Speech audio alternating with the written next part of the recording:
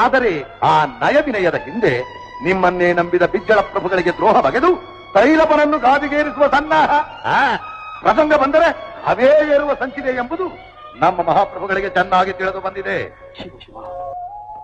ಅಧಿಕಾರ, ಅಂತಸ್ತು, ಸಿಂಹಾಸನ ಈ ಎಲ್ಲ ನಶ್ವರ ಮೌಲ್ಯಗಳಲ್ಲಿ ನನಗೆ ಎಳ್ಳಷ್ಟೂ ಆಸಕ್ತಿ ಇಲ್ಲ. ಜನಸೇವೆ ಮಾಡಲು ಈ ಅಧಿಕಾರ ಒಂದು ಸಾಧನ ಎಂದು ಭಾವಿಸಿದ್ದೆ. ಆದರೆ ತಮ್ಮಲ್ಲಿ ಈ ಸಂಶಯ ಪಿಶಾಚಿ ಒಳಹೊಕ್ಕ ಮೇಲೆ ಇನ್ನಿದರ ಮೋಹಬೇಕೆ? ಬಹಿರಂಗ ವ್ಯವಹಾರ ತೊರೆದು ಸದಾ ಶರಣರ ಸತ್ಸಂಗದಲ್ಲಿರುವ ಬಯಕೆ ನನ್ನಲ್ಲಿ ಬಲವಾಗಿದೆ. ಅದಕ್ಕೆ ಅವಕಾಶ ಕೊಡಿ. ನೋಡ